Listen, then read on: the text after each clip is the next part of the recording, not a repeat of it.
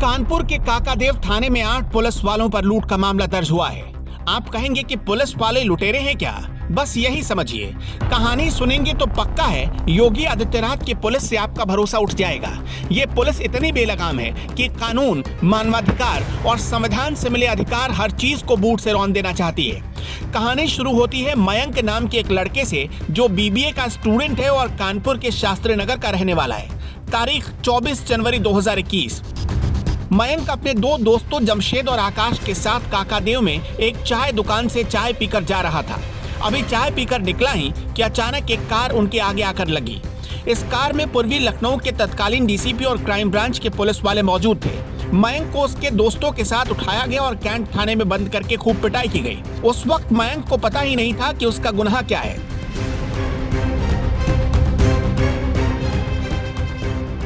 इसके बाद कैंट थाने के पुलिस वालों ने हजरतगंज पे मयंक के मामा दुर्गा सिंह को घर से उठा लिया। फिर शमशाद को उठाकर थाने ले आई। मयंक और शमशाद 24 घंटे तक पुलिस का टॉर्चर सहते रहे। और तो और पुलिस वालों ने उसके घर में जबरिया घुसकर एक हार का सेट और 30,000 रुपए भी उठा लिया। बाद में जब पुलिस की गर्दन फंसी तो जुए में बरामदगी दिखाकर बचने की कोशिश करने लगी। कैसे मयंक को टॉर्चर पर टॉर्चर करती रही उत्तर प्रदेश की बेलगाम पुलिस, आप खुद सुनिए। 24 जनवरी की बात है। हम अपने मामा दुर्गा सिंह के घर से आ रहे थे। मेरा एक फ्रेंड है आकाश गोयल, वो मुझे काकादेव में चाय पे इनवाइट करता है। हम लोग चाय पी रहे होते हैं बदनाम चाय पे। चाय पी के हम लोग निकलते हैं और आदित्य ट्रामा सेंटर के पास पहुंचते हैं, पनेशिया हॉस्पिटल के थोड़ा सा आगे। वहाँ पे जैसे ही पहुँचते हैं 2 गाड़ियाँ रहती हैं। एक नीले कलर की गाड़ी टाटा सूमो और जिसमें कोई नंबर प्लेट नहीं होती है, और एक स्विफ्ट डिज़ायर जिसका नंबर हमें याद नहीं है, वो लखनऊ की गाड़ी थी। उसके बाद वो हम लोगों को ज़बरदस्ती गाड़ी में बैठा लेते हैं। हम लोगों की एक्टिवा को ले जाते हैं। उनमें से 2 लोग एक्टिवा से गाड़ी से निकल के एक्टिवा पे बैठ के यहाँ से एक्टिवा स्टार्ट करके लेके चले जाते हैं लखनऊ। और रास्ते में हमको बहुत मारते हैं, बहुत। उसको भी मारते हैं, हमें भी। और केवल एक ही जवाब पूछते हैं कि कहाँ मिलेंगे दुर्गा सिंह। कैंट थाने में लाने के बाद केवल एक ही डिमांड करते हैं, पैसे मंगाओ घर से फ़ोन।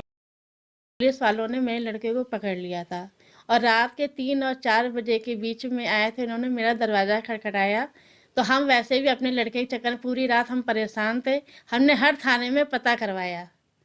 जो इसका दोस्त था वो भी उसके भाई को फ़ोन करके बोला, उससे हर थाने में पता करवाया, लेकिन हमें कहीं से कोई खबर नहीं मिली। हम रात भर परेशान रहे। फिर 3 और 4 बजे के बीच में पुलिस वालों ने दरवाज़ा मेरा खटखटाया तो हमने अंदर से पूछा कि कौन है, तो वो कह रहे हैं कि खोलिए दरवाज़ा। हमने भैया बताइए तो कौन बोल रहा है, तो तब तक मेरे लड़के को उन्होंने परेशान कर कह रहा खुलवा दरवाज़ा।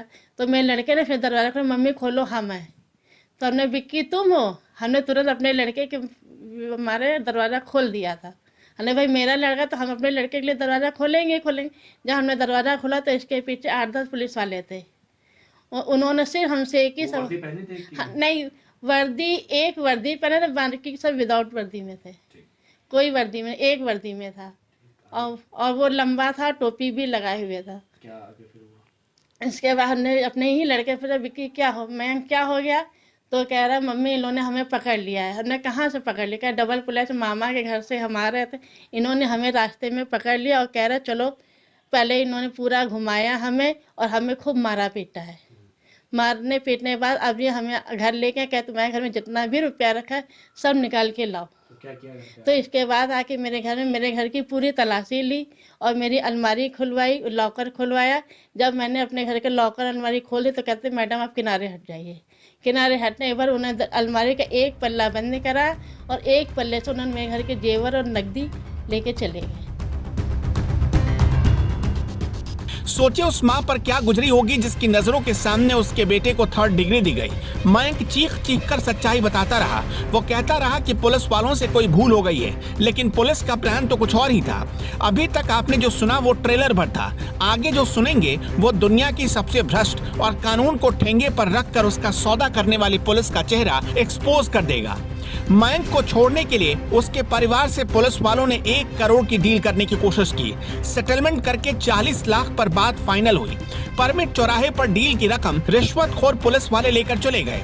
इसी बीच मयंक के परिवार वालों ने डीआईजी को खबर कर दी। आप देखिए कि पुलिस महकमे में ऊपर से नीचे तक कैसे ईमान के सौदागर पुलिस वाले बैठे हैं। डीआईजी को खबर करने के कुछ ही सेकंड्स बाद आरोपी पुलिस कर्मियों को ये बात पता चल जाती है और पुलिसकर्मी दुर्गा सिंह, मयंक सिंह, शमशाद, मुश्ताक, आकाश गोयल पर जुआ अधिनियम के तहत 23 लाख का फर्जी मुकदमा लिख डालते हैं। मारा हम लोगों को आधे घंटे तक बहुत मारा है, वहीं कैंट थाने में ही। उसके बाद हम लोगों को गाड़ी में बैठाल के रात में लखनऊ से कानपुर लाए, 3 बार रास्ते में रोक के मारे हैं और लाते समय रात में 3:30 बजे हमारे घर पे आए हैं और घर से 30,000 रुपये और एक वो हार लेके चले जाते हैं। उसके बाद फिर सुबह हम लोगों को 11 बजे तक रखते हैं 25 तारीख की कैंट थाने में कि छोड़ देंगे, लेकिन हम लोगों को फिर वहाँ से गोमती नगर विस्तार में ले जाके हम लोगों को झूठे मुकदमे में फंसा देते हैं। पकड़े यहाँ से हम थे हजरतगंज में, हमको वहाँ पर रात में 9 बजे हमको अपनी गाड़ी पर पकड़ते हैं, फिर हमको थाना कैंट हमको ले जाके वहाँ मारते हैं और एक ही मकसद था सिर्फ उनका पैसा और उनको कुछ नहीं कहना था। फिर वो हमको लेके कानपुर आते हैं, कहते हैं अपने भाई से करो, पैसा मांगाओ। फिर अपने भाई को हम फ़ोन करते हैं पैसे की, उनको 40 लाख रुपए सुबह अपने वकील द्वारा उनको क्राइम ब्रांच की पूरी टीम को दिलाते हैं। तो शमशाद अहमद का फ़ोन आता है, पहला फ़ोन आया है 12 बजे के बाद। उसने 1 करोड़ रुपए सीधे डिमांड करी है कि सब रफा दफा करा देंगे, 1 करोड़ रुपए दे दो। इन्होंने हमको पूरी घर आकर के वॉइस भी सुनाई। घर आकर के वॉइस सुनाने पे हमें ऐसा प्रतीत हो रहा था कि मतलब पीछे से ऐसा कोई इंट्रोगेट कर रहा है कि तुम्हें ये बोलना है। फिलहाल मामला जब कोर्ट पहुंचा और कोर्ट ने एक एक सबूत देखा तो खाकी को रिश्वत के दाग से दागदार करने वाले पुलिस वालों के खिलाफ कड़ा एक्शन लेना शुरू कर दिया। कोर्ट के आदेश पर दारोगा रजनीश वर्मा, सिपाही देवकी नंदन, संदीप शर्मा, नरेंद्र बहादुर सिंह, रामनिवास शुक्ला, आनंद मणि सिंह, अमित लखेड़ा और रिंकू सिंह इन 8 पुलिस वालों के खिलाफ डकैती, धमकी देने, गाली गलौज करने समेत कई गंभीर धाराओं में मामला दर्ज हुआ। काका देव इंस्पेक्टर ने मामले की जांच शुरू कर दी है, लेकिन अब भी कुछ सवाल बने हुए हैं। मयंक के परिवार वालों की शिकायत की खबर क्राइम ब्रांच के लुटेरे पुलिस वालों तक किसने पहुंचाई? क्या बड़ी मछली को बचाने के लिए छोटी मछली की बलि ली जा रही है? रिश्वत के 40 लाख रुपयों का क्या हुआ? क्या बड़ी मछलियों को भी चढ़ावा गया? बहरहाल एक पुलिस वाला ही दूसरे पुलिस वाले के खिलाफ जांच कर रहा है। उम्मीद है कि जांच करने वाले अधिकारी में थोड़ा बहुत ईमान तो जरूर बचा होगा। अस्तित्व न्यूज के लिए कानपुर से रोहित पाल की रिपोर्ट।